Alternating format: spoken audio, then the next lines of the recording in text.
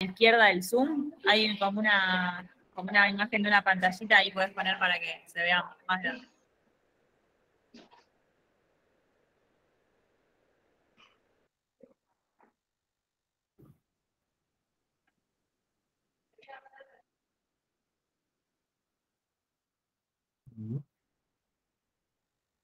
Un segundito.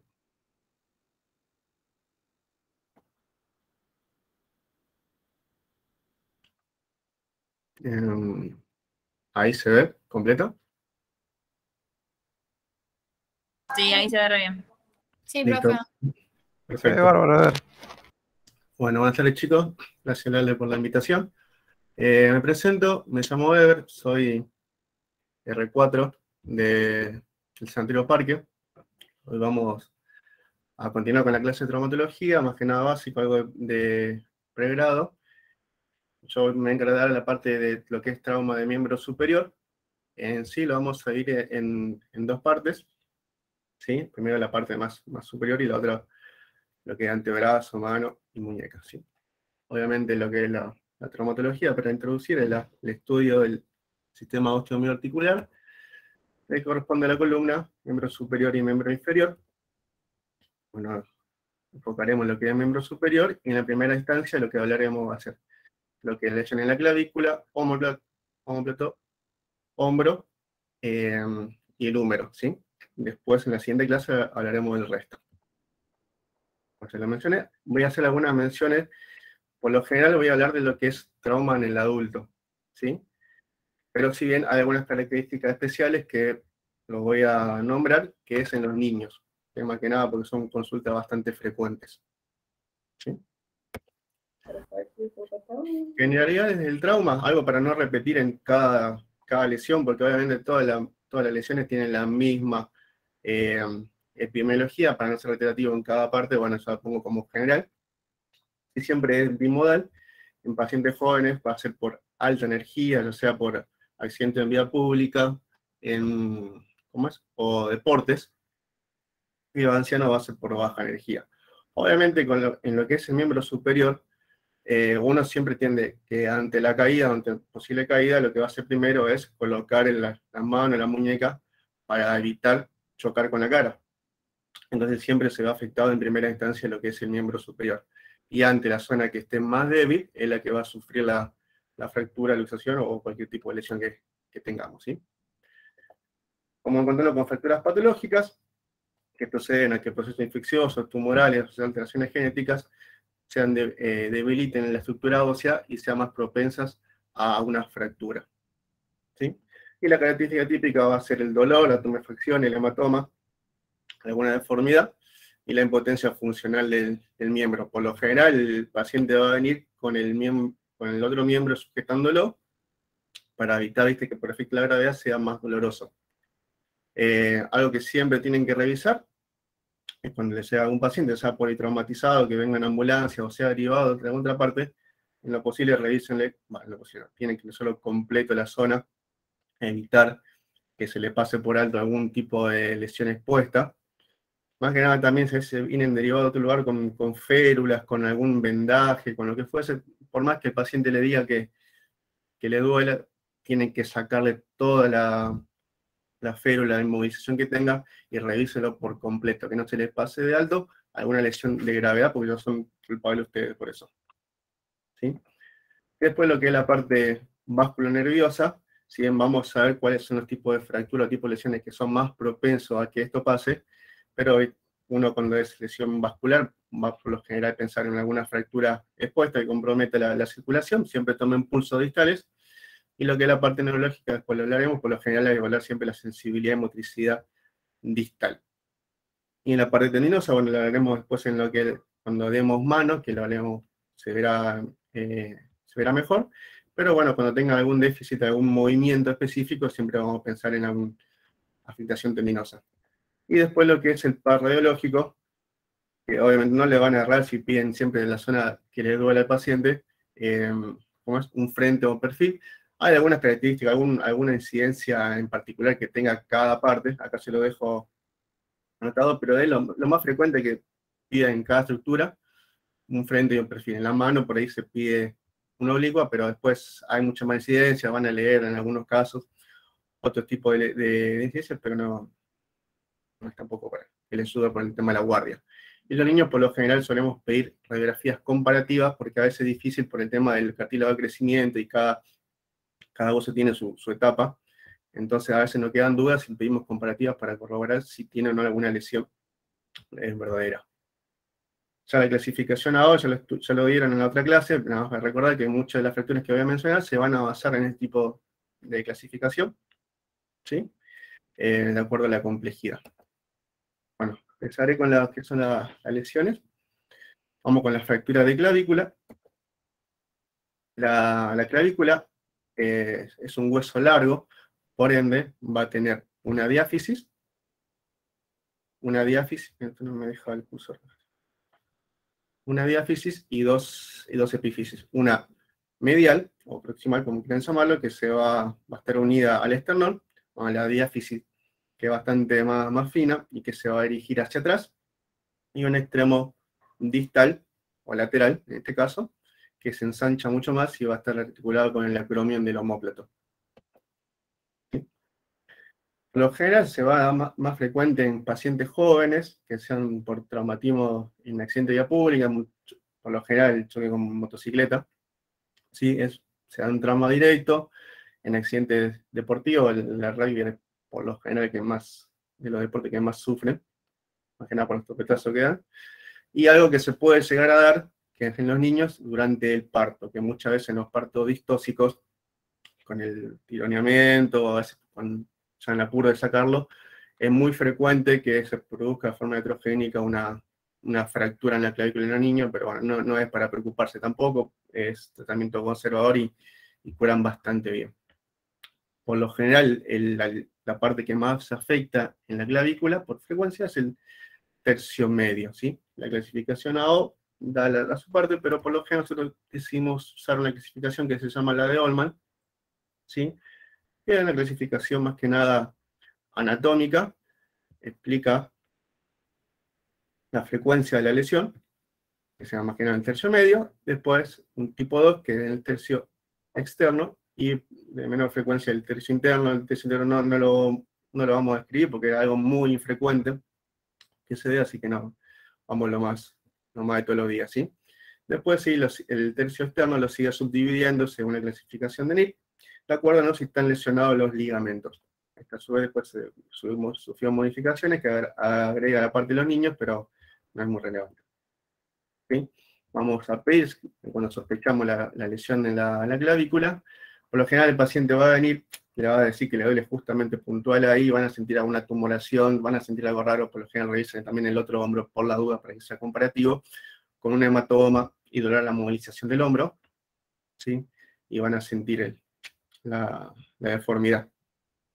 Con radiografía de frente de hombro estamos bien, con mover trazo simple o hacer trazo más complejo que tengan varias partes, y en este caso lo que decía del extremo distal es que muchas veces está lesionada la parte ligamentaria y uno de los extremos tiende a sobresalir más, ¿sí? Una parte está unida, la otra parte está lastimada, entonces por eso el extremo proximal se tiende a levantar bastante. En este caso no. Como en toda fractura siempre tenemos forma de darle de forma conservadora o forma quirúrgica, ¿sí? Obviamente todo lo que no entre en lo que es quirúrgico se va a hacer tratamiento conservador, ¿sí? Para eso, aquellas fracturas que no estén muy desplazadas, por ejemplo, no tengan más de 2 centímetros, no sean muy comminutas, bilaterales o que sean politraumatismo, o que sean expuestas, o que tengan un daño vascular, o sea, algo patológico, no se tendrá a operar, ¿sí? Por lo general lo dejamos con un cabestrillo, si es posible conseguir con el de faja, está muy bien porque evita la abducción del hombro. Lo dejamos 4 a 6 semanas. Por lo general, los 15 días, una vez que ya empieza a calmar el dolor, ya lo empieza a movilizar y lo mandamos a rehabilitar, pero en sí tarda más o menos 6 semanas en terminar de consolidar la clavícula. Después el resto, todo lo demás entrará como algo quirúrgico. Por lo general, muchas veces molesta la parte estética porque queda sobresalida, a veces son fracturas que no son tan desplazadas y que uno en alguna instancia los pueden no operar, pero bueno, a veces, más que nada en la mujer, a pacientes que sean muy flacos, queda feo, entonces por lo general se terminan operando, ¿sí? Y tratamiento quirúrgico en la RAFI. Cuando digo RAFI es reducción abierta, fijación interna. Quiere decir que tengamos que abrir, o sea, tenemos que hacer alguna incisión de piel, acomodar el hueso, reducirlo, y colocar un implante interno. En este caso, lo que son osteosíntesis, son plaquitas de titanio, obviamente es 3,5, para, ya en forma anatómica vienen premoldeadas para la estructura. Después, bueno, el seguimiento es exactamente lo mismo, que sea de forma conservadora, ¿sí? 4 o 6 semanas con cabestrillo después de la cirugía. Lo que es fractura escápula, no me voy a detener mucho en esto porque es una lesión bastante rara, que por suerte es bastante rara y no tiene mucho de qué hablar, ¿sí? Pero mencionar algunas cosas para importancia. Es un hueso plano, bastante irregular, ¿sí? Pero lo único que tiene importancia de esto es la glena, ¿sí? Porque es la superficie articular que se va a articular después con el húmero y va a dar articulación del hombro. Después el resto no tiene mucha relevancia. Son fracturas bastante raras que están más relacionadas a lo que es politraumatismo, ¿sí? Cuando tengamos una fractura de escápula, siempre piensen en algo más, ¿sí? Es muy raro que haya una lesión sola de la escápula, casi siempre está relacionada a otro tipo de lesión, ya sea traumatismo de toda la fractura costal de clavícula grave, algún tipo más de lesión tengan y siempre veanlo acompañado. Bueno, en este caso que siempre lo vemos con algún clínico por la duda que no tenga alguna lesión más grave, porque por lo general se dan por alta energía. En la mayoría del tratamiento es conservador y nada más quirúrgico cuando tenga compromiso glenovio.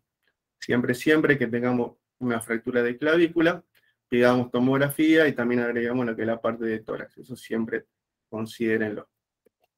¿Sí? La clasificación, también está la clasificación de la O, no habla mucho. Van a encontrar esta clasificación anatómica que dice cuáles son las estructuras que están lesionadas. Por lo general es el cuerpo el que más se fractura, seguida de la glena y en su defecto el hueso, ¿sí? Después otras estructuras como la espina, la coracoides, son raras. Lo que se importa, bueno, es la glena, que después existe una clasificación que es la de Iber, que la clasifica según el tipo de desplazamiento que tenga. La tipo 1 es bastante frecuente porque después la haremos cuando hablemos de luxación de hombro, en lesiones que se pueden producir por el arrancamiento y por el trauma. Pero después el resto es si tiene o no un compromiso más grande, 5 minutos, o si extiende el trazo hacia el cuerpo. La mayoría, como decía, el cuerpo de espina, tratamiento con cabestrillo, 4 o 6 semanas, parecido a la clavícula. Por más que estén muy desplazadas en el cuerpo, se trata de forma conservadora, no hay mucho por hacer. O en sí no les cambia mucho el panorama. Si son quirúrgicas, cuando tenemos un gran desplazamiento de la glena o se afecta bastante la subsuperficie, ¿sí? Y en el hueso, cuando son muy inestables, cuando tengamos alguna otra lesión asociada con el hombro flotante, que por ejemplo tengamos una fractura de clavícula, ¿sí? Eso sí es bastante más inestable y se trata de fijarlo. Una osteosíntesis con un abordaje posterior y colocamos placa de reconstrucción o placa más anatómica como esta la de húmero. Nada más que eso por el tema de la clavícula. La fractura de húmero, eso sí, bueno, esto va a ser un poco más largo porque hay varias cosas que tengamos que decir en cuanto al húmero, ¿sí? Como es un hueso largo, tenemos dos extremos, uno proximal, otro distal y una diáfisis. Empezaremos a hablar por el extremo proximal del húmero. Sepan que es una fractura muy frecuente, bastante diría, que se da más que nada en las mujeres, más que nada por el tema de la osteoporosis. Entonces hablamos que es una fractura bastante frecuente en los ancianos, pero le sigue por frecuencia, es como la tercera frecuencia, porque está la fractura muñeca y la de cadera, y le sigue la fractura del extremo proximal del húmero. A veces se puede confundir con alguna luxación, en casos más graves, pero un dolor en el hombro de un paciente anciano, casi seguro que es una fractura de húmero, ¿sí?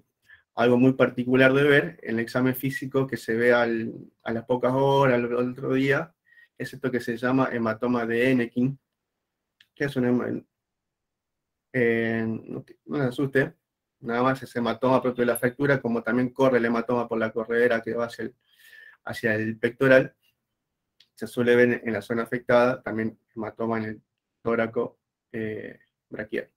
Pero tranquilizo al paciente que no es nada grave, eso se va deshaciendo.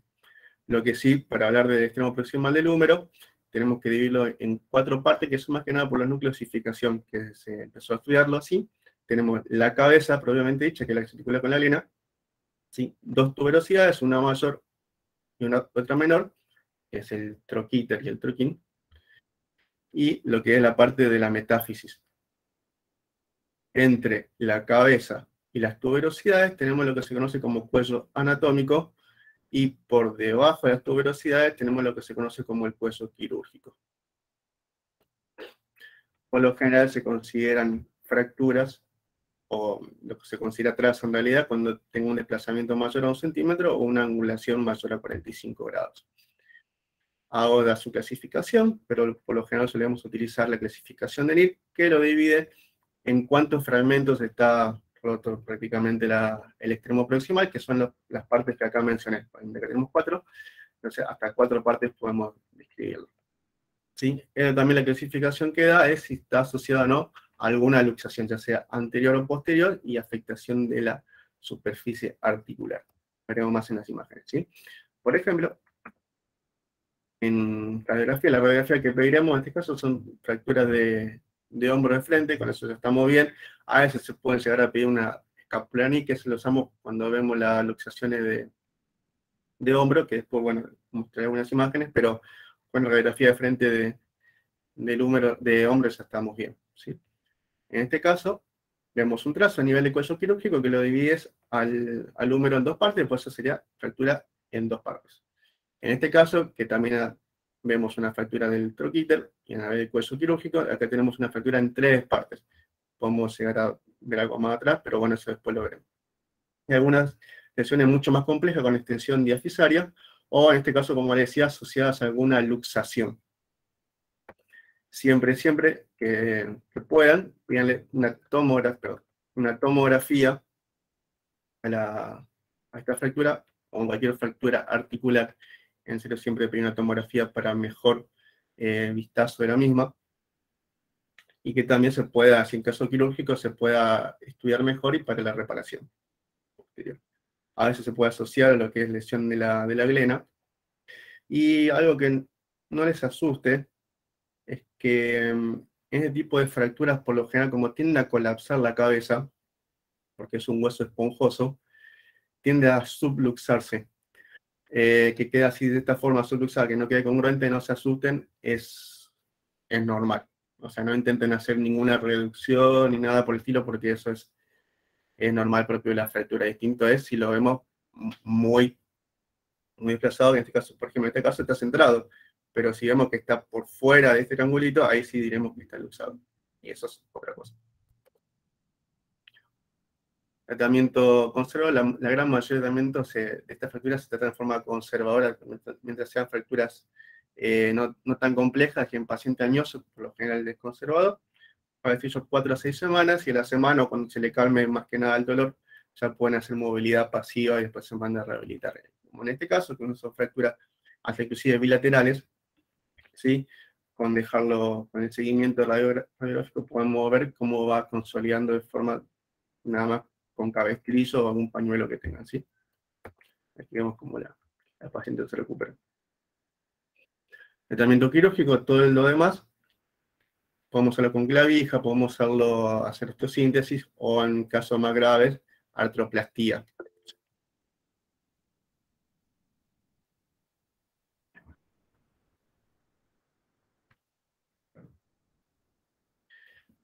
Lo que es el tratamiento quirúrgico, a veces lo hacemos de forma percutánea en pacientes jóvenes con buena calidad ósea, esas clavijas percutáneas, o algunos tornillitos para fijar solamente algún fragmento que no sea tan complejo.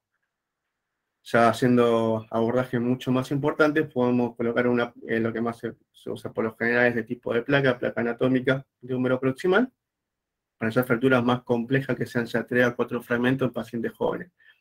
Ya cuando sean ya fracturas mucho más complejas en pacientes a veces mucho más añosos, que no podamos hacer una reconstrucción, se utiliza lo que es la artroplastía, que es, por lo general se tiende a utilizar este tipo de prótesis que se llama prótesis reversa de hombro, pero bueno, en nuestro medio, Argentina, a veces es muy caro para los pacientes poder costearlo y eso se deja como última instancia cuando los demás sistemas fallan.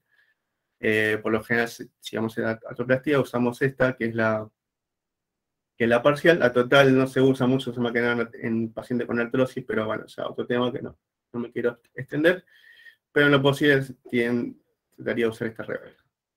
Muchas veces, con el tema de la fractura, existe necrosis de la cabeza y tiende a colapsar el sistema de osteosíntesis y ahí sí tengamos que pasar a una artroplastía.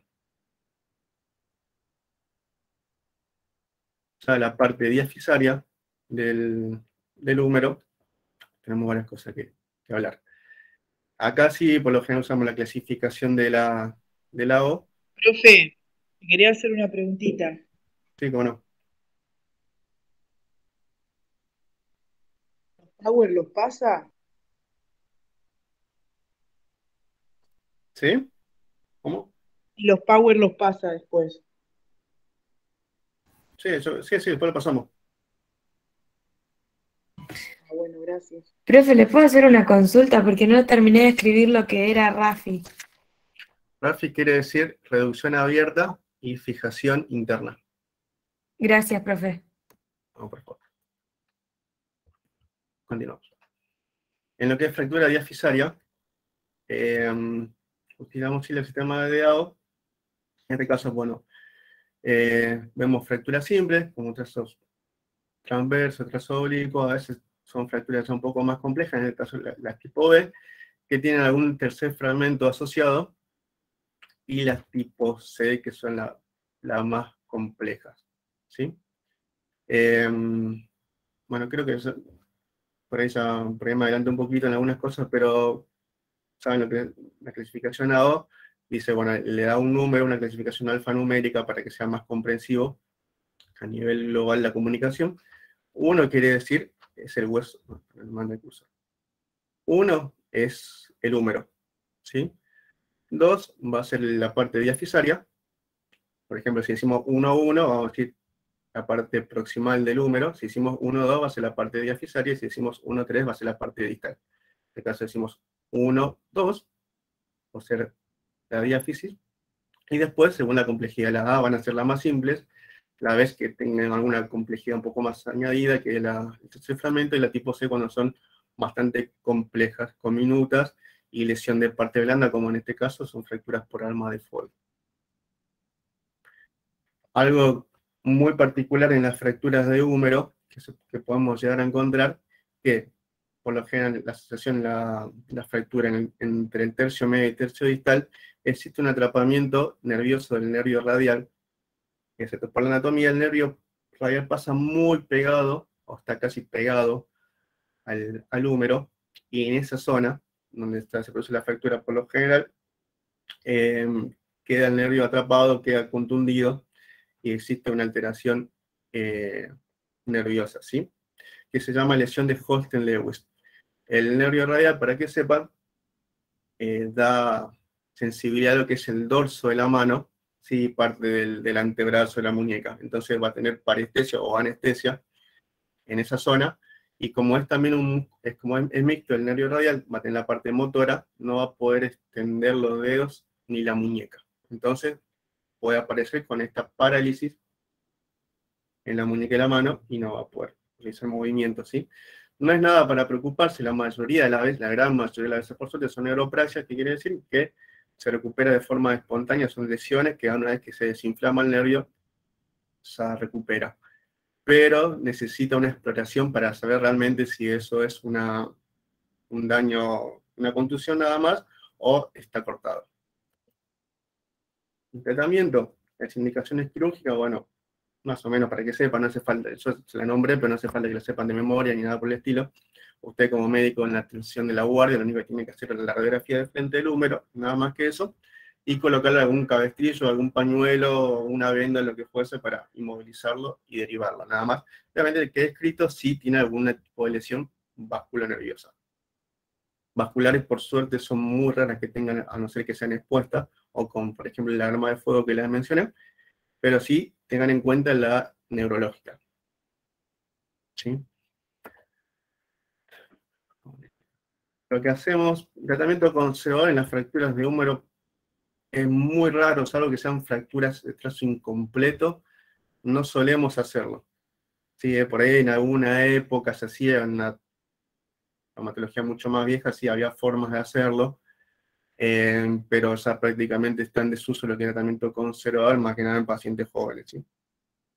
Había varias opciones, por ejemplo, el yeso colgante, que lo que hacía, por ejemplo, en este tipo de fracturas, que están muy desplazadas, el yeso colgante es un yeso un poco más pesado, entonces si estaba muy acabalgado, lo que hacía por el peso, por la gravedad, lo iba desimpactando hasta que quede alineado. Pero era engorroso, se tendría que hacer radiografías seguidas y hacemos lo contrario, se desplaza mucho más, de vuelta con otro tipo, no sirve mucho. La férula NU, por lo general lo hacemos antes de operarlo, como inmovilización. Está bueno, tiene su complejidad para hacerlo, pero bastante simple. Y después, lo que podemos hacer también, lo que es la artesis funcional o una férula termoplástica, que también se puede llegar a utilizar en pacientes a veces añosos, pero sepan que no se usa mucho. Lo que hacemos más que nada, el tratamiento quirúrgico, que tenemos en sí dos opciones. Una que es el clavo endomedular, esto sí, por ahí lo sepan, es más que nada fracturas simples en pacientes obesos y donde existe lesión de partes blandas. O alguna fractura patológica o que tenga algún hueso que esté a punto de fracturarse si lo colocamos. O en pacientes con quemadura, porque obviamente en pacientes que tengan lesión de parte blanda no podemos hacer incisiones grandes porque estamos dañando aún más la piel y los tejidos. Esa que es la ventaja. Y la desventaja que a veces por la incisión, porque el clavo entra a nivel del hombro, puede llegarle a dejar una secuela de hombro doloroso, nada más. Obviamente esto es mínimo porque encima de lo que es la incisión es acá arriba nada más para pasar el clavo, y una acá abajo, perdón, para el cerrojo distal. Otra ventaja es que no se puede usar en lesiones vasculonerviosas, porque obviamente si hay algún tipo de daño se estamos pasando a ciegas el clavo y podemos aún lesionar mucho más. Cuando tenemos alguna lesión vasculonerviosa, sí tenemos que abrir, ir a buscar la lesión. En la lesión de Holter-Lewis, por ejemplo, si utilizamos ya la RAFI, utilizamos las placas. Por lo general ese tipo se usa en cualquier tipo de trazo, cuando tenga alguna extensión articular y cuando falla el sistema de clavos. Esto le da una mayor estabilidad y mayor compresión de foco. La única desventaja que a veces son los abordajes, pero hoy en día se trata siempre de hacerlo aún más chico, o sea, depende de la experiencia del cirujano. Otra opción que se puede llegar a tener es cuando tenemos lesiones mucho más graves de partes blandas o lesión vascular, son los tutores externos. Pero bueno, eso ya.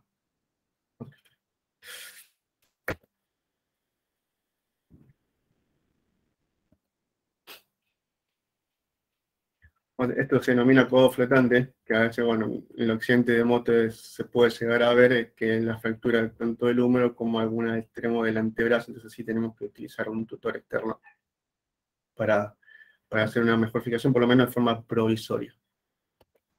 Profe, ¿por cuánto tiempo se utiliza el tutor externo? ¿Después la rehabilitación es igual a la del resto o hay una prolongación de la rehabilitación y curación? El tutor externo, por lo general, salvo en excepciones que no me voy a meter en detalles, se usa como tratamiento definitivo, pero en la gran mayoría se usa como tratamiento provisorio hasta que podamos solucionar el tema de las partes blandas o tratar la infección.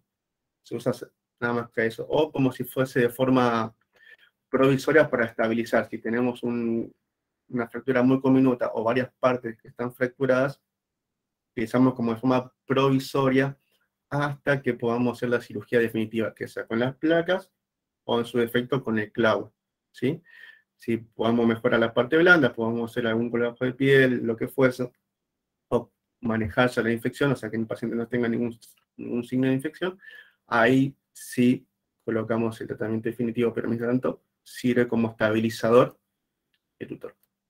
Pero nada más, es algo provisorio. Gracias, profe. No, por favor. El extremo distal del húmero es, creo que, una fractura de la más compleja que existen en la traumatología, por lo menos en el adulto. Creo que son las fracturas que nadie quiere encontrar, porque por lo general en el adulto, cuando se fractura el extremo distal, suelen ser complejas, no suelen ser fáciles. Y además, algo particular que tiene el codo es que es una de las articulaciones que mayor rigidez tiene. Cuando más se inmoviliza el codo, mayor es el periodo de rehabilitación, porque genera mucha rigidez. Y cuando tenemos fracturas muy complejas en alguna parte del codo, y a veces la estabilización es media dificultosa, tenemos que jugar con eso, a ver cuánto lo mandamos a mover.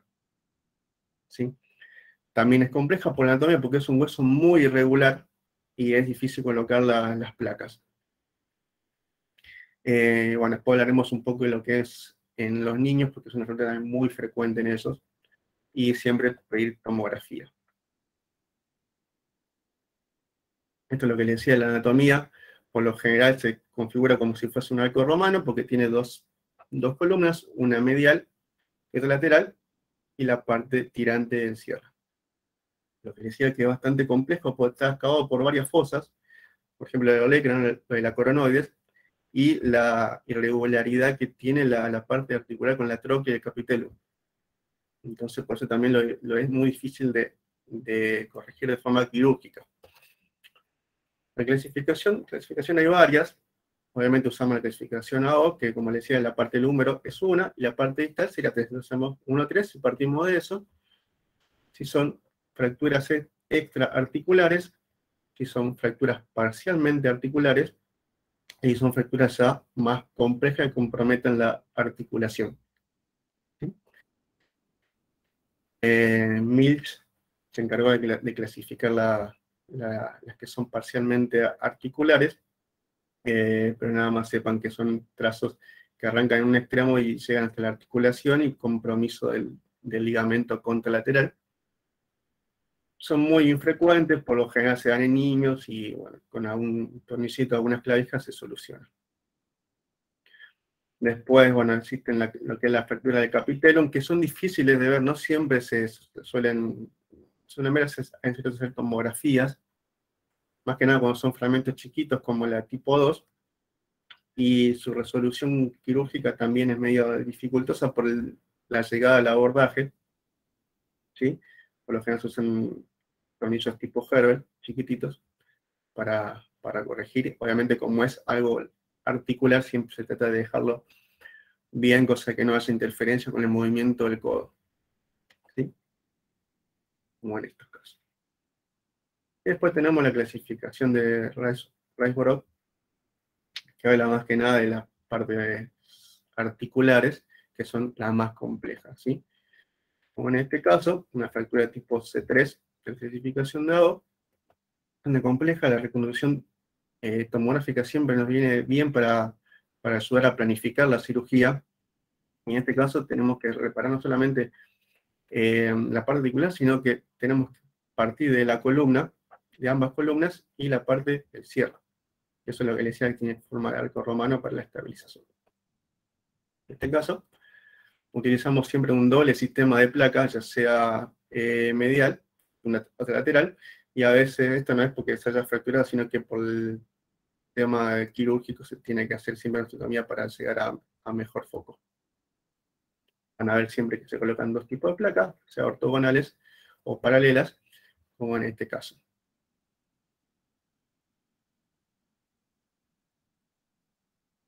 Por lo general, lesión vascular-nerviosa es medio raro. Las lesiones neurológicas que podemos llegar a encontrar es alguna lesión del nervio mediano o del cubital. La radial en esta zona es media rara, pero sepan que es infrecuente y son de las más complejas, eso sí. Llegan a la guardia, diagnostican una férula braquipalmar y se deriva. Lo que sí en los niños, sepan que es una fractura muy frecuente, creo que de la más frecuente que tiene. En alguna guardia es probable que llegue, si se ven niños. Obviamente el traumatismo por caída de propia altura, ¿sí? Se ve, muchas veces se nota la deformidad, viene muy tumefacto, con hematoma. Cualquier niño que venga con dolor en el codo tras caída de propia altura, ¿cómo es? Es una fractura una fractura del extremo mortal hasta que se demuestre lo contrario. Traten lo posible de hacer una buena radiografía y con el radiólogo que lo hagan bien, y que en todo caso, si que les queda duda, hacer las comparativas. Lesión vascular es rara, pero sepan que en algunos casos puede haber algún signo por la gran inflamación que produce en el codo, que tengan algún síndrome compartimental. Puede llegar a verlo. Algo para que sepan, para explicar, capaz ya lo saben, pero les quiero hacer redundante, es que en toda fractura, salvo particularidades que ya se lo maneja el traumatólogo, en las primeras 24 o 48 horas, nunca pongan un yeso, ¿sí? Siempre férula, porque obviamente en cualquier fractura se tiende a inflamar, y con la presión del sistema yeso, obviamente pueden favorecer el síndrome compartimental. Así que siempre una férula que no sea tan ajustada, y con eso se deriva. La lesión nerviosa también es rara, por lo general, 7% nada más. Algo de cómo medir la función neurológica, tanto en el adulto como en el niño. Por ahí el niño es a veces más difícil, obviamente, pero bueno, sepan, el radial, ya dijimos que si el radial está lastimado, no va a poder extender ni la mano ni la muñeca. Pueden decirle que haga el OK, verifique que está el radial, el cubital que haga cruzar los dedos, y el mediano, díganle que hagan una O. Es así de simple. ¿Estamos? Por lo general, en este tipo de lesiones pedimos radiografía frente y perfil. La mejor forma de hacer el frente, porque algo que se reniega siempre con los radiólogos, es esto, de que si no es un buen frente, no sirve. Se les puede pasar de alto siempre una fractura, más que nada en la paleta humeral, y bueno, de ahí vienen los problemas. Para que sepan, en la radiografía, en el perfil, siempre en la línea anterior del húmero, tiene que cortar la parte distal, tiene que cortar la fisis. Si no la corta, como en este caso, quiere decir que hay una fractura. Eso para que se lo sepan. Y acá se ve en el frente el trazo que cruza de forma horizontal. Garland la describe, si están o no desplazadas, parcialmente desplazadas, o completamente desplazadas, algo simple, nada para volvérselo ante clasificación. Por lo general tienden a irse hacia atrás, obviamente cuando caen, ¿cómo es? El olecranon y la cabeza radio los lleva hacia atrás, ¿sí? Pero a veces también pueden verse en flexión, que está hacia adelante. Nada más que eso. El tratamiento control solo se maneja cuando son Garland tipo 1, que son las que no están desplazadas.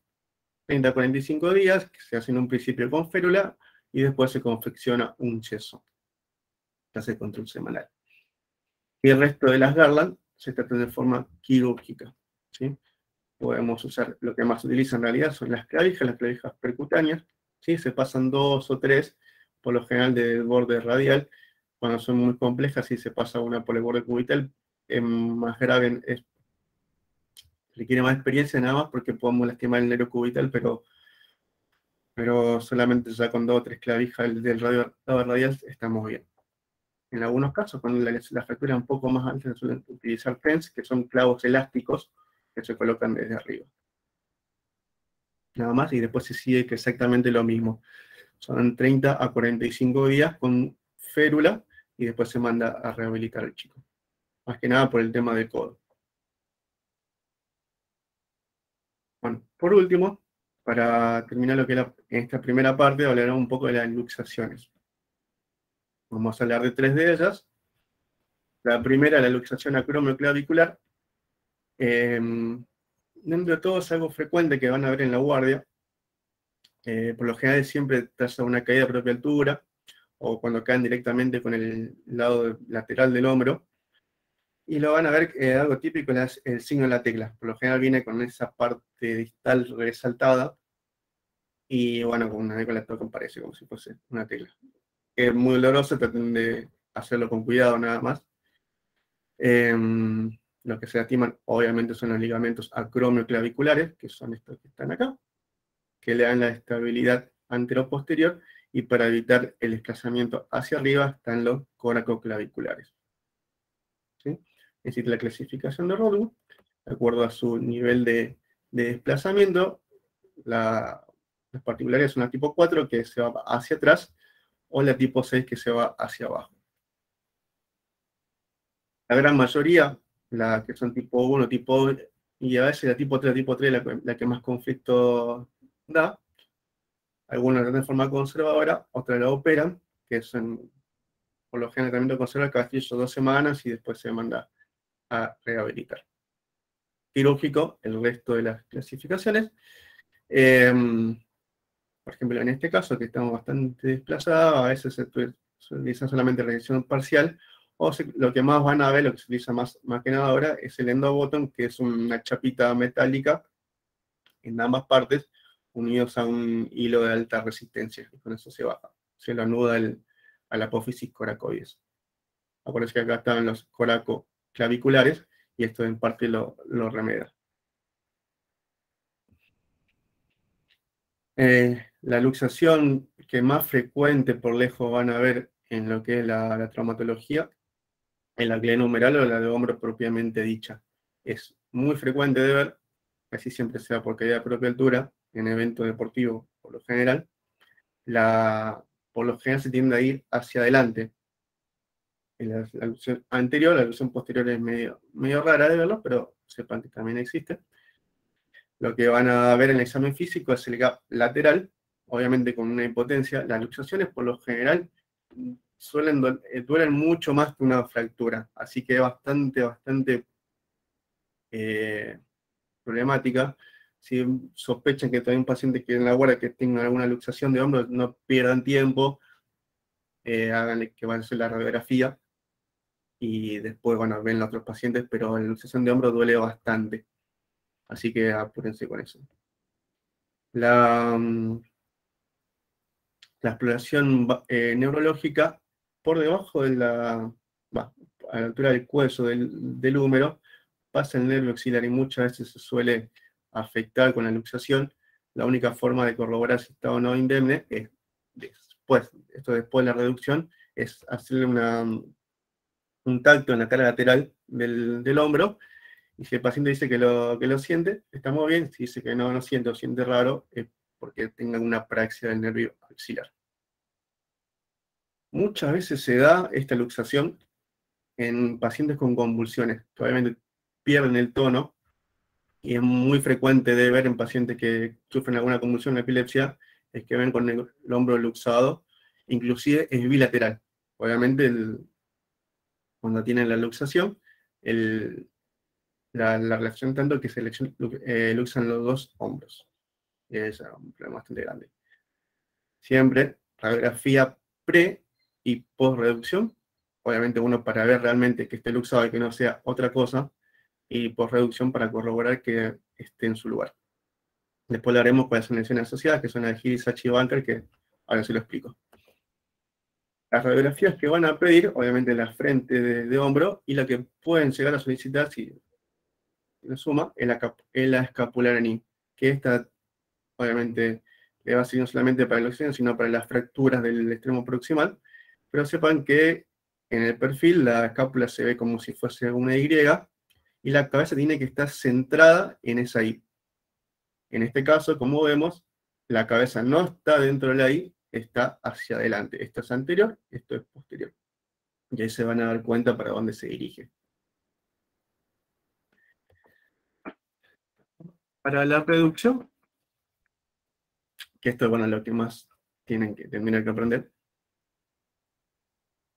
hay varias formas de hacer la reducción. Cada uno tiene sus métodos, cada uno tiene su preferencia por cada técnica, pero sepan que hay varias, después ustedes se irán viendo cuál les resulta más práctica, más cómoda. Siempre, obviamente, al paciente se lo cuesta, en todas las luxaciones se lo cuesta, Y la única forma que realmente entre una luxación es que el paciente se relaje. Si el paciente te deja muy tenso el hombro, es imposible que entre. Mientras más relajado esté el paciente, más fácil va a ser acomodarlo. Muchas veces a veces no se lo logra y tenga que hacerse una reducción quirúrgica, pero en sí lo que se hace cuando uno lo lleva al paciente al quirófano es darle un propofol, que es el sedante, y a veces se acomoda solo, porque lo relaja y ya está. Pero bueno, ahí se dan cuenta que lo fundamental es la relajación. Tenemos esta, que es la técnica de espacio, que es directamente flexionar el hombro y hacer un movimiento de supinación. La de Stimson, para muchos esta es la de preferencia, es la que más utilizan. Yo particularmente se lo dejo a pacientes jóvenes que puedan acostarse en la camisa, porque aunque no lo crean es muy invalidante la luxación de hombro, ¿sí? Inclusive a veces sentarse y acostarse no lo pueden hacer, cuesta bastante. Y además decirle a un paciente que se ponga boca abajo inclusive es peor, a veces cuesta muchísimo, pero por lo general la que mayor resultado da esta técnica, se lo coloca al paciente ahí boca abajo y se saca el hombro para un costado. A veces se le pone como una almohadita ahí en la axila, cosa que tenga más resalto, y se le hace como un movimiento pendular hacia abajo para tratar de reducirlo, ¿sí? Muchas veces pasa de que si ya alguna vez intentaron reducir un hombro, a veces cuesta, puede ser cosa de 2 segundos, como puede ser cosa de varios minutos, que estén probando acomodarlo y no lo puedan acomodar. Esta maniobra te permite que vos lo dejes al paciente ahí acostado, relajado, y le pongas un peso con lo que tengan. Esto es una bolsita de arena que se le pusieron, pero a veces con las pesas, con los sueros, lo dejan colgado del brazo, lo dejan al paciente hacia acostado, ustedes sigan haciendo otras cosas, sigan viendo pacientes, y van a ver que con el paciente relajado y con el peso, se acomoda. Viene el minuto, a los 5 minutos vuelven y capaz se le acomoda, y sirve bastante. Milch también existe otra forma, se va de brazo hacia la abducción y hacia la flexión, y con la ayuda del pulgar ir llevándolo. La de Kocher, que empieza de forma similar a la anterior, a abducirlo, llevarlo hacia afuera sería, y después llevar el codo hacia adentro y hacer un movimiento de rotación interna. Esa es otra técnica. Después está la técnica de tracción contra tracción. Bueno, toda esta técnica que yo les mencioné, por lo general se hacen cuando vos estás solo en la guardia. Que pasa la mayoría de las veces que vos estás solo y bueno, necesitas hacer una técnica que vos lo puedas hacer solo. Si estás con algún compañero o alguien que te pueda dar una mano, creo que es una técnica bastante buena en la tracción contra tracción, que es, o la técnica de la toalla, como quieran llamarlo. Es que uno lo coloque una sábana, una toalla, a la altura del pectoral, la axila, ¿estamos? Y otro va estirando. La tracción tiene que ser en el eje. Y sepan que no tiene que ser brusca, tiene que ser empezar de forma tranquila, obviamente el paciente le duele, es tranquila, tranquila, tranquila, ir llevándolo hacia afuera. Estamos en que sea una tracción continua, sostenida. Estamos, no hacer movimientos bruscos. Uno, en la toalla siempre se queda en el mismo lugar, no se mueve, va haciendo la tracción despacito, y el otro va haciendo la tracción también en el mismo plano, pero a veces puede ir haciendo movimientos de abducción para ir llevándolo. Creo que es una técnica que mejor funciona. Lo que no tienen que hacer, que esto se hacía por mucho tiempo, hay gente que todavía lo hace, que es la hipocrática. Ahora van a ver por qué no tienen que hacer esto. Por lo general, la hipocrática le dice que le pongas el pie ahí en la axila, cosa que tracciones, y vos con tu mano lo lleves de vuelta para su lugar. No tiene que hacer, porque lo único que está haciendo es aplastar la cabeza del húmero contra la glena. Y lo que probablemente hagas es vos mismo fractures después, ya sea la cabeza o la glena. Entonces, esta técnica no se tiene que hacer. Está mal visto. Me preguntan a mí cuál es la que yo más suelo hacer. Es esta, no tiene un nombre, la imagen que más representaba, pero es esta, el paciente boca arriba, y agarrar la parte del hombro luxado, es hacer una tracción y hacerlo como si fuese como vos lo vas sacudiendo, así como vos lo vas relajando con la sacudida. Haciendo tracción despacito, y a medida que vas traccionando, vas sacudiéndolo y lo vas llevando a la abducción. Es la técnica que a mí más me funciona, cada uno, te repito, tendrá sus técnicas. Algo que les puede ayudar bastante es, muchas veces pasa que el hombro no quiere entrar, y a veces se lo niega bastante, es colocarle una vía, que esté un enfermero, que le coloque una vía y que le pase una ampolla de diazepam. Siempre tengan cuidado que el paciente no sea alérgico, no se excedan con la dosis, con una ampollita, a veces que sea mitad en bolo y mitad en el suero. Eso le ayuda para relajarse y como es, ya sea más fácil entrar. Ojo con eso, les repito, no se pasen de dosis, ojo con el paciente dañoso porque les puede obviamente deprimir bastante. Si le van a colocar el suero con la medicación, asegúrense de que antes de mandarlo a la placa o mandarlo a la casa, que esté bien despierto, o que esté con alguien por lo menos. Hicimos la reducción, se controló por radiografía que esté en su lugar, y cabestrillo o venda o lo que fuese, lo que tenga, para inmovilizar. Por lo general se deja una semanita y es necesario que tenga un control con un traumatólogo en la semana, los 10 días, para corroborar que todo siga bien. ¿Por qué le digo que tienen que hacer un control sí o sí? Por esto. Esto es la parte ósea, lo que vamos a hablar. Hay partes también de partes blandas que se lastiman cuando se produce una luxación de hombro, pero más que nada, para hacerlo rápido, es esto. Tenemos la lesión de Hilly-Sachs y la lesión de Bankart. Cuando se luxa el hombro, por lo general queda impactado sobre la glena, que es lo que ven acá, y producen como si fuese una fracturita a nivel de la impactación, y le queda un defecto en el húmero. Esto se acentúa mucho más si ustedes hacen la técnica hipocrática, porque lo que hacen es aplastarlo aún más contra la glena, y eso es lo que termina fracturándolo. Entonces, por eso la hipocrática no se tiene que hacer más. Eso le conoce como lesión de Hilly-Sachs, cuando se produce en el húmero, y la lesión de Bankart, o el Boni Bankart, es la lesión en la glena. Acá vamos a ver. Esta lesión de Hilly-Sachs, que se produce el defecto, es la lesión de Bankart, que se produce en la glena. Aquí vamos a ver. Todo lo que es a Hilly-Sachs es perdón, acá. La lesión de Hilly-Sachs es en la cabeza, y la lesión de Bankart, perdón.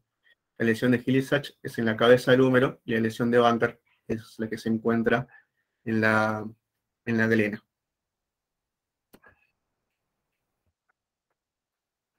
Muchas veces este tipo de lesiones se tiende a operar, porque produce bastante conmovilidad, es bastante inestable, y muchas veces lo que te dicen cuando se operan, si ven a algún paciente que dicen que se operó del hombro por luxación, es que en realidad en parte hicieron esto, que ven estable, se lastimó el labrum y tenga que ser reparado de forma artroscópica por lo general. Por último, para finalizar, hablaremos de luxación de codo, que obviamente se da por la caída de propia altura y un movimiento en supinación y valgo. Es una fractura bastante particular porque todo suele asociarse a fracturas. Siempre que tengan una luxación de codo, una vez que lo inmovilizan, siempre piden tomografía, porque aunque sea una fractura chiquitita, puede llegar a tener. La clase que viene hablaremos de lo que es la triada terrible de codo, para no ser tan larga, no la explico, pero después lo hablaremos, que es la luxación de codo más fractura. En algunos casos puede persistir inestabilidad. Lo que hay que hacer cuando uno acomoda el codo es que muchas veces los ligamentos sufren mucho más, por ejemplo, que en el hombro. Entonces hay cierto grado de inestabilidad. Y eso es importante, colocar una buena férula para que por lo menos un tiempito esté inmovilizado. Hay que hacer depilación vasculonerviosa pre y post-reducción. Y por lo general, ¿para dónde se dirige? Para posterior, o posterolateral, como quieran llamarlo, pero es la luxación más frecuente del codo. Una vez que hayamos por la radiografía visto la luxación, la forma de reducirlo también hay varias. Si tienen algún compañero, por ahí es un poquito más fácil, que lo ponemos al paciente boca abajo. Estamos uno con los pulgares, lo va llevando de forma despacio, obviamente, hacia anterior, y otro lo va llevando hacia afuera y lo va flexionando.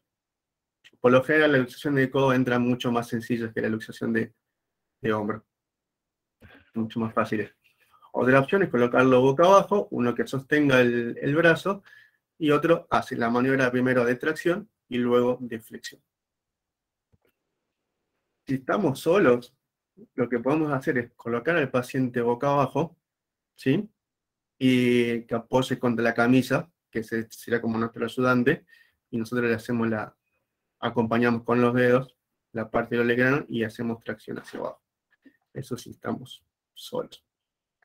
La que yo prefiero que se haga, esto lo hago por experiencia, es si hay un ayudante, mucho mejor, es colocar al paciente boca arriba, llevándole el miembro superior flexionado, esto como haciéndole, a ver, tapate el sol, por así decirlo.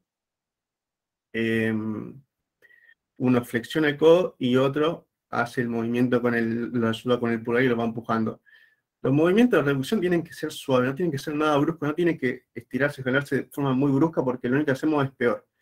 Más si está atorado la articulación, por más que vos le estires fuerte, no va a entrar. Tiene que ser un movimiento suave y saber hacia dónde tenés que dirigir el extremo. Si está para un costado, para el lateral y para posterior, vos tenés que hacer el movimiento contrario, tenés que llevarlo hacia adelante y hacia adentro. O sea, tenés que saber bien lo que estás haciendo, no es solamente traccionar. Siempre una férula braquipalmar, por lo general también una semanita, y pidan la tomografía, ¿sí? Porque se suele asociar a lesiones óseas. ¿Estamos? Aunque sean pequeñas, pero hay. Bueno, después más adelante se verá resonancia si persiste con un tipo de inestabilidad. Algo que tienen que hacer siempre cuando reducen un codo es moverlo, ¿sí? Por ahí cuando reducen el hombro, traten de no moverlo tanto, pero no, el codo sí, muévalo aunque sea un poco. ¿Por qué les digo? Por esto de la inestabilidad. Están lesionados muchas veces, en más frecuencia los ligamentos, y se tiende a luxar de nuevo. El paciente mucho se le coloca la férula, llega a la casa y de vuelta se luxa. Entonces, ¿qué tienen que hacer? Que mueva el codo. Si lo mueve completo, nos quedamos contentos, tranquilos, la férula igual. Pero si en algún momento, en el movimiento que ustedes están haciendo, sienten que se les va a volver a luxar, es en esa posición donde la tienen que dejar inmovilizado, ¿sí? Porque se puede volver a hacer. Entonces, si te lo dejan en otra posición, a veces en 90 grados se luxa de nuevo. Por lo general, a veces en los 60 grados ya se vuelve a luxar. Entonces, tienen que dejar en la posición en que se aseguran que no va a salir. Lo último, ya hablando de luxación de codo, que es algo muy frecuente siempre en la guardia, que sea lo que hacen niños, uno van a ver, es el prono doloroso, que se da más que nada en los niños. Bueno, sean solamente los niños, entre más o menos entre los 2 y 4 años, que es lo habitual, y se produce cuando por ejemplo los padres hacen la tracción axial, ¿sí? Lo levantan como para cruzar la calle, ¿viste? Los chicos se tiran muchas veces y los padres lo levantan el brazo. Ese movimiento hace que se subluxe en realidad la cabeza de radio, pase por debajo del ligamento anular, quede interpuesto esto y no se acomode. El chico, por lo general, la consulta va a ser que el santo, dolor en el codo, ¿sí? Y que va a venir con el miembro, no sé si se me ve en la cámara, pero pegado al cuerpo, hacia el codo extendido, y va a venir con el brazo pegadito al cuerpo. Usted le quiere acercar a algún objeto para que agarre, para que fuese, y no lo quiere hacer. O sea, no quiere mover ese brazo. Y no se ve en la radiografía, o sea, no tiene mucho sentido pedirle en la radiografía porque obviamente no se ve, o sea, el núcleo de osificación de radio, o sea, el de la cabeza, no se ve en la radiografía, así que no tiene mucho sentido hacérsela. Obviamente le van a hacer todo un examen físico primero para corroborar. Lo último que tienen que pensar va a ser, o sea, lo único que tienen que pensar es que sea el prono doloroso. Porque obviamente podemos llevarnos a una fractura. Una vez que por el examen físico estamos seguros que es el pronodoloroso, ahí sí hacemos el movimiento de reducción. Ante la pequeña duda, si está el codo muy inflamado, o tiene algún hematoma, o sienten algún chasquido, algún resalto, piden la radiografía, porque probablemente no sea un pronodoloroso. El pronodoloroso no se inflama el codo, y no tiene hematoma ni nada de eso. Bueno, esto es lo que decía, que queda subluxado por lo general, interpuesto el ligamento anular. Y la reducción, la que más se utiliza, es la hiperpronación. Este es lo que nosotros por lo general hacemos, es que flexionar un poquito el codo del chico y hiperpronarlo. O sea, llevarlo más, van a sentir el resalto y es algo rápido, sencillo. ¿Estamos? Si les queda duda, bueno, pedir radiografía. Si ven que no sintieron el resalto, si ven que no les quedó, no se quedan conformes, piden la radiografía por las dudas, ¿sí? No hace falta inmovilizarlo, no hace falta que se coloque ninguna felva ni nada por el estilo. Ya el paciente, si ustedes lo reducen, quiere decirle, esperame 5 minutos afuera que yo te vuelvo a ver. Que se ven en tu paciente, después lo van a ver y el chico ya está de vuelta sonriendo, levantando los brazos y bueno, ya está. Es algo rápido. Se puede volver a luxar. O sea, una paciente que tiene por primera vez un pronodoloroso es más propenso de que lo vuelva a hacer ante ya un trauma de menor energía. ¿Estamos? Pero puede volver a pasar. Otra opción que por lo general lo ven en los libros, van a decirlo, no lo usamos nosotros, que es la supinación y flexión. No, la verdad que nosotros no lo hacemos y lo usamos más que nada la hiperpronación. Bueno, eso es todo por ahora. Muchas gracias. La bibliografía, los libros, lo que me basé, bueno, son estos dos libros, y acá le dejo, ¿cómo es? El QR, que hay bibliografía entendida de todos los temas que hablé. Muchas gracias.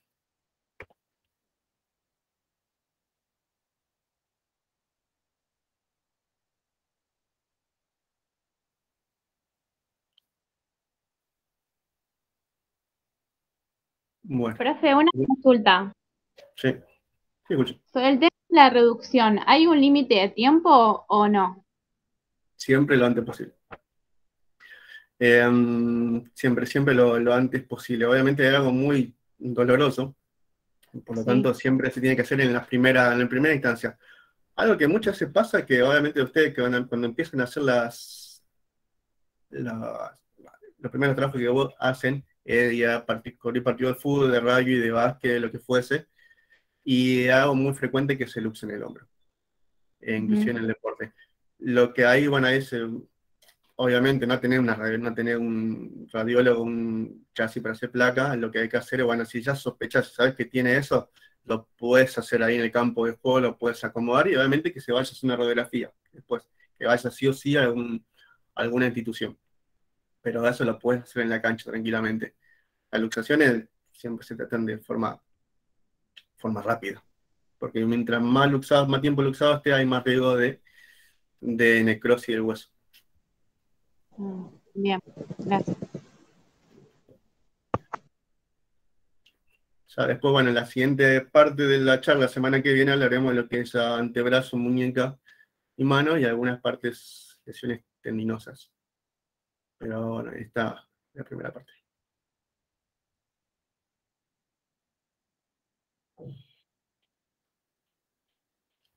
¿Una pregunta más? ¿Dudas?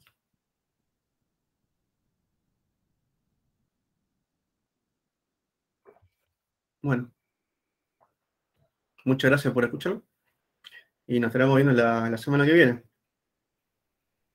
Dale, Bien. profe, gracias. Gracias, profe. ¿Vamos? No sé si está alguien del ALDE. Hasta luego.